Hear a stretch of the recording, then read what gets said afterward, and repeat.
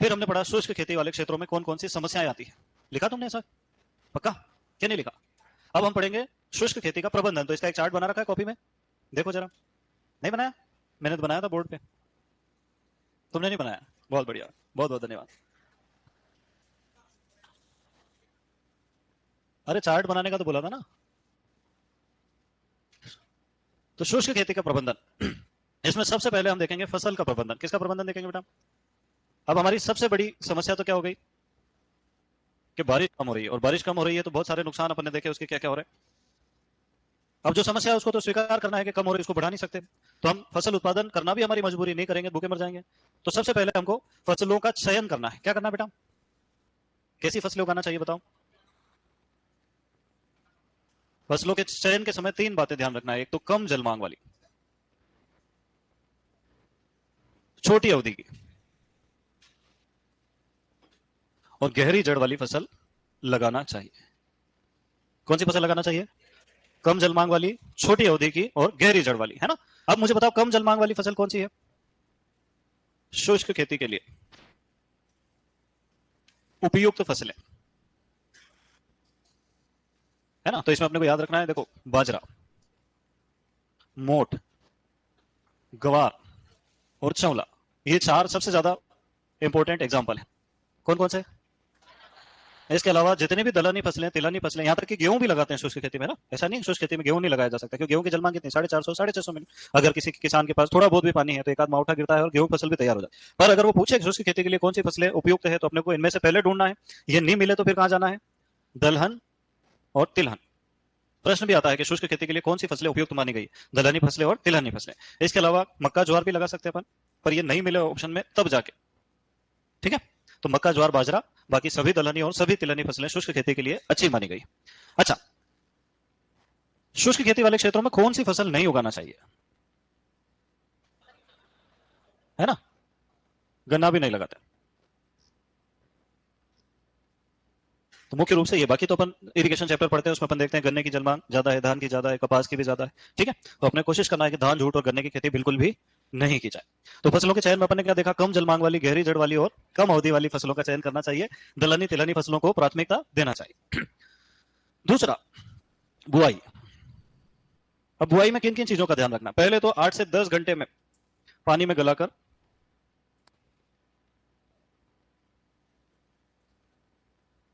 बीजों की बुआई करना चाहिए। इससे क्या होगा फायदा? हाँ, अंकुरण के लिए जो सिंचाई करना पड़ती है वो नहीं करना पड़ेगी, है ना। 8 से 10 घंटे रात भर बीजों को पानी में गलाओ और बाहर निकाल के उनकी बुआई कर दो, ताकि पहली सिंचाई की आवश्यकता ही नहीं पड़े और बीजों का अंकुरण भी हो जाए। दूसरा, अपने को क्या करना चाहिए बताओ? बीज दर अधिक रखना चाहिए। कितनी अधिक रखना चाहिए?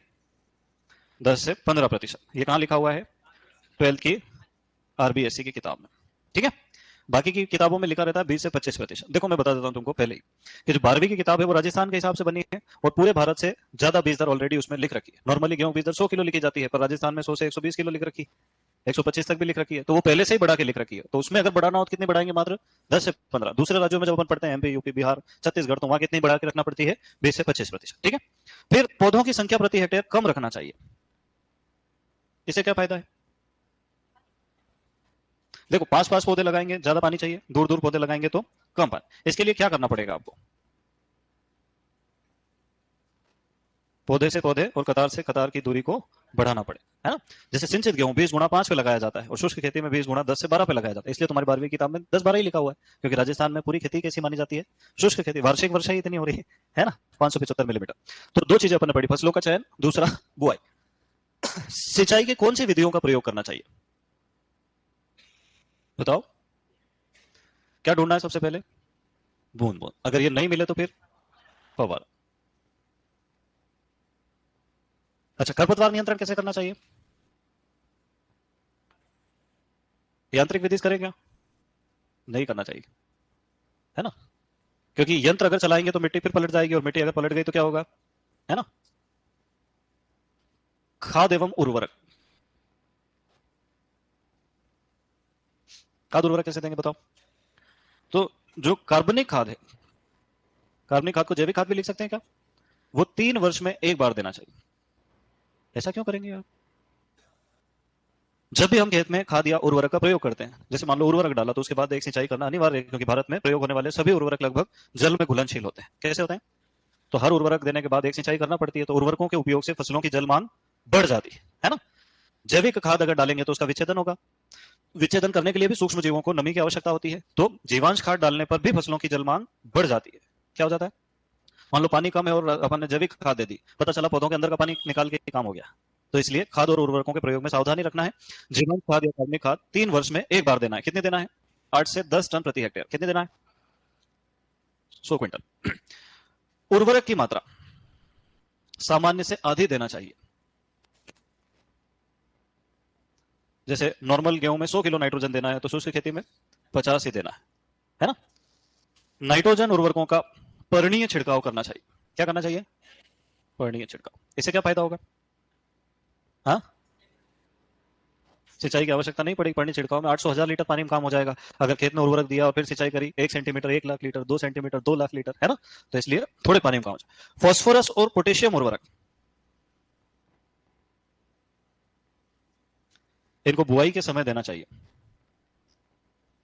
और बुआई के समय उर्वरक देना क्या कहलाता है? Basal dose. तो बेसल डोज में उर्वरक देना चाहिए, है ना। ये हो गया प्रबंधन। फसल का प्रबंधन, फसलों का चयन, बुआई, सिंचाई, खरपतवार, खाद। ये फसलें जैसे पढ़ते हैं वैसे इसको भी आता है ना। फसल में भी तो ऐसे ही पढ़ते हैं अपन, बुआई एवं बीज दर, फिर सिंचाई, फिर खरपतवार प्रबंधन, फिर उर्वरक प्रबंधन। बस इतना ही प्रबंधन करना है। क्लियर है मामला? साथ ही साथ अपने को ध्यान रखना है कि मिश्रित फसल या अंतरा सेशन भी अपन ले सकते हैं। इससे क्या फायदा होगा? हाँ, इसे एक ही फसल के पानी में या बरसात की ऋतु में हमारे पास दो दो उपज आ जाएगी ना, दाल रोटी दोनों जुगाड़ हो जाएगा। साथ ही साथ एक शब्द आता है आकस्मिक फसल। आकस्मिक फसल क्या होता है बेटा? 5 वाले तो बता सकते हैं। यदि किसी कारणवश हमारी मुख्य फसल नष्ट हो जाए तो उसके स्थान पर छोटी अवधि की फसल उगाते हैं, जिसको क्या कहते हैं हम लोग? आकस्मिक फसल, है ना। मैं लिख देता हूं यहां ताकि तुमको याद रहे। मुख्य फसल के नष्ट होने पर लगाई जाने वाली, और इसका गुण क्या है? छोटी अवधि की फसल, है ना। और उदाहरण क्या है ये भी बता दो तुम। हाँ? मूंग, उड़द और सरसों का एक प्रकार होता है जिसको हम क्या कहते हैं? लाही, है ना। तो ये हो गया अपना फसल का प्रबंधन। अब दूसरा प्रबंधन अपने को पढ़ना, मृदा नमी का प्रबंधन। कभी काय का पढ़ा अपन ने? फसल का। तुम्हारे समझ में आ रहा है?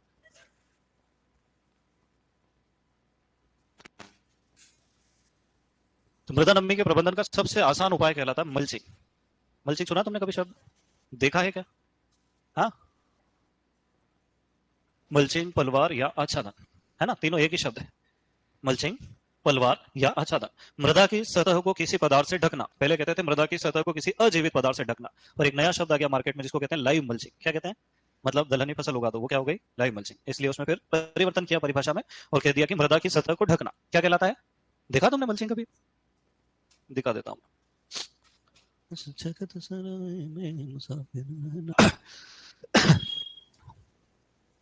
मृदा की सतह को ढकना, है ना।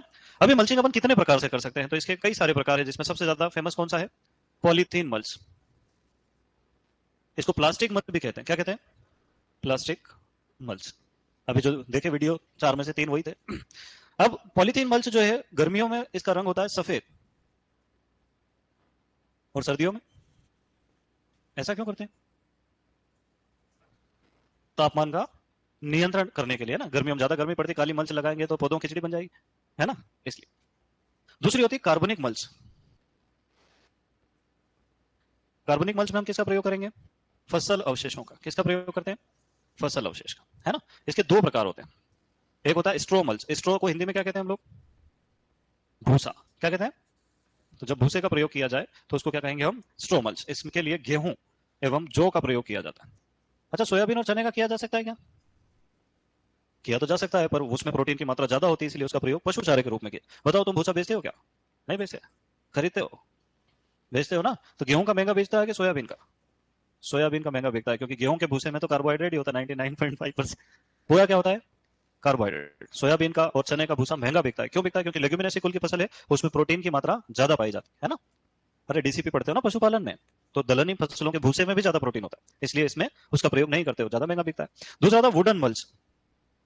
वुडन मतलब लकड़ी। ऐसी फसलों के नाम बताओ जिनसे लकड़ी प्राप्त होती है। कपास, अरहर और अरंडी, है ना? अरे झूठ से तो रेशा निकाल लेते हैं ना, लकड़ी के लिए थोड़ी बचाते हैं उसको, है ना? कपास, अरहर और अरंडी, है ना? तो जब कपास और अरहर के फसल अवशेषों को खेत में बिछा देते हैं और ऊपर से ट्रैक्टर चला देते हैं, तो कौन सी मल्च हो जाती है? Wooden mulch. फिर तीसरी मल्च का नाम है डस्ट मल्च। इसमें क्या करते हैं हम? 5 सेंटीमीटर भू परिष्करण कर देते हैं। सर भू परिष्करण करने से तो मृदा की नमी उड़ जाएगी, अरे ऐसा ख्याल आता है ना मन में। देखो, मृदा में जो रंध्राव काश है, केशीय रंध्र और अकेशीय रंध्र, अकेशीय रंध्र तो हमारे किसी काम के नहीं है, पर केशीय रंध्र जो है उनके अंदर पानी भरा रहता है और वो ही मृदा की जल धारण क्षमता के लिए जिम्मेदार होते हैं। कौन से रंध्र बेटा? केशीय रंध्र मृदा की जल धारण क्षमता के लिए जिम्मेदार हो। अब मुझे एक बात बताओ कि अगर मैं किसी टेबल पे एक बूंद पानी रखूं, क्या रखूं? रख सकते हैं क्या अपन? और उसके ऊपर एक चौक रख दें, क्या होगा? है? पानी गुरुत्वाकर्षण के विपरीत दिशा में गति करेगा, ऊपर की तरफ। इसको कहते हैं कैपिलरी एक्शन, केशिकत्व। क्या कहते हैं? ऐसे पानी रखो और चौक रखो तो वो ऊपर तक सोख लेगा, और थोड़ा पानी डालो तो पूरी चौक गीली हो जाएगी। गुरुत्वाकर्षण के विपरीत गति कर रहा है पानी, इसको क्या कहते हैं? केशिकत्व कहते हैं ना। तो जब सूरज की धूप मृदा की सतह पर पड़ती है तो ऊपर ऊपर का पानी क्या होता है? उड़ जाता है, वाष्पीकृत हो जाता है, और वो नीचे का पानी उसी रंध्र से चढ़ के वापस ऊपर आ जाता है। अपन अगर 5 सेंटीमीटर भू परिष्करण कर देंगे तो ये ऊपर और नीचे का कनेक्शन जो है क्या हो जाएगा? कट जाएगा। ऊपर ऊपर की 5 सेंटीमीटर का पानी तो उड़ जाएगा, पर नीचे का पानी नहीं उड़ेगा, क्योंकि मृदा जो है वो ऊष्मा की कुचालक है। ऊपर की मृदा गर्म होती है तो नीचे की ज्यादा गर्म नहीं होती है ना। तो इसलिए 5 सेंटीमीटर भू परिष्करण करना क्या कहलाता है? Dust mulch. और ये शुष्क खेती में एक बहुत ज्यादा कारगर उपाय समझा जाता है। फिर चौथा नंबर आता है वर्टिकल मल्च।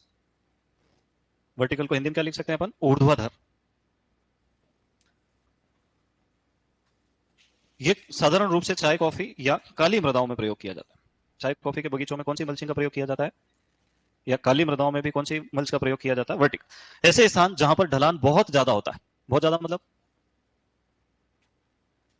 यहां से यहां तक, फिर नीचे यहां से यहां तक, ऐसे नाली बना देते हैं और उसके अंदर क्या भर देते हैं? कार्बनिक पदार्थ। तो जब भी पानी बह के आता है तो वो नीचे नहीं जाता, वो सीधे कहां जाता है? इस गड्ढे में, जिससे पानी की मात्रा भी कम होती है और गति भी कम होती है। इसको हम क्या कहते हैं? Vertical mulch. देखो ये भी दिखाना वही चाह रहा है, इधर से पानी आएगा, बीच में क्या है? नाली बनी हुई, ट्रेंच। रोज रील देख रहा है, औसत निकालो तो। तुम नहीं देख रहे हो, तुम्हारी जगह दूसरा 5 घंटे देख रहा है। हाँ सच में। और मोबाइल में अगर बैटरी डिस्चार्ज हो जाए या नेट खत्म हो जाए तो आदमी को ऐसा महसूस होता है कि शरीर का कोई एक अंग चला गया, एक किडनी निकाल दी किसी ने। तो ऐसा क्यों? मतलब अपन ने कोई नशा तो किया नहीं है। तुम बताओ ये क्या सिस्टम है?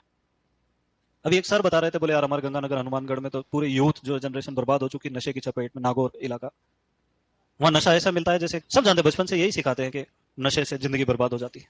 तो नशा कितनी तरह का? तंबाकू खाना नशा है? है बेटा। हर आदमी जो करता है उसको सही साबित करने की कोशिश। शराब पीना नशा है, अफीम भी खाते हैं कुछ लोग, और उससे बहुत आगे निकल गए। अब तो इंजेक्शन लेना शुरू हो गए, एमडीएम। हाँ वो तो तुम ज्यादा जानते हो उस दुनिया में। दुनिया भर की सरकारें इसको बंद करना चाहती है क्योंकि पूरे पूरे देश के देश बर्बाद हो जाए। फिर ये ऐसा फैला हुआ क्यों है? तुम बताओ, इतना नशा अवेलेबल है, इतनी कार्रवाई, उसमें उम्र कैद की सजा है, कभी कभी डबल उम्र कैद हो जाती नशा बेचने पर। तो ये सब सिस्टम क्या है? ये चलता कैसे है? ये व्यापार है, दुनिया का सबसे बड़ा व्यापार, नशे का कारोबार। नहीं समझे? इतना बड़ा कारोबार है कि कई देश की सरकारें गिरा दी है। आज भी देखो ना, अपने अभी चुनाव होते हैं तो बांटते हैं कि नहीं बांटते हैं? तो सरकार चेंज कर सकते हैं। वैसे ही ये जो डिजिटल नशा है ये भी इसीलिए बनाया गया। बड़ी समस्या की जड़ क्या है? देखो अपना देश बहुत बड़ा है, 145 करोड़ की जनसंख्या कितनी है, और लगभग 80% लोग जो है उनका जीवन स्तर सही नहीं। अभी भी बारिश आती है तो कई लोग भीग, मेरे जैसा आदमी भीग के आता है। तो इसका मतलब कहीं ना कहीं सुविधाओं की कमी है। अब सुविधाओं की कमी को, जनसंख्या, इतनी जनसंख्या को सुविधा की कमी रखना उसी देश में जहां लोग 27,000 करोड़ का मकान बना के बैठे हैं, ये इकोनॉमिकल इम्बैलेंस है। कि ये एक देश है जहां एक आदमी जो है वो 2 करोड़ की, 7 करोड़ की सिर्फ घड़ी पहनता है। वो मुकेश अंबानी के बेटे की शादी, उसके साफे में वो जो लगा था ना टुकड़ा, वो 2.5 करोड़ का था। उसकी सुरक्षा के लिए 7 बाउंसर थे। 7 आदमियों का काम यही है कि वो चोरी नहीं हो जाए, है ना? नहीं तो यूं गुलेल से मार दे लोग, क्या भरोसा, खोपड़ा फोड़ दे बेचारे। वहीं दूसरा, इसी देश में ऐसी स्थिति है कि एक आदमी को कैंसर है और इसके पास इलाज के पैसे नहीं है। एक किसान के ऊपर 80,000 का कर्जा और वो आत्महत्या करके मर गया। बच्चों की फीस भरने के पैसे, खिलाने के पैसे नहीं। कुपोषण के मामले में अपन बहुत आगे हैं दुनिया में। अभी भी विश्व बैंक से पैसा आता है तब जाके आंगनवाड़ी में दलिया बट रहा है इसी देश में, जहां कुछ लोग राजा महाराजाओं की जिंदगी जी रहे हैं। किसी अधिकारी के यहाँ छापा पड़ता है, पता चलता 700 करोड़ की दौलत है उसके पास। नहीं, तो इतनी बड़ी जनसंख्या को चुप रखना बड़ा टास्क है, शांत रखना। नहीं तो क्या होता है, जनता भड़क जाती है। सब बराबर कर दे 2 मिनट में, इतनी जनता है क्या करेगी? पुलिस कितनी, इतनी सी आर्मी भी कितनी, 13 लाख आर्मी। तो इनको चुप कैसे रखा जाए? तो 2 उपाय,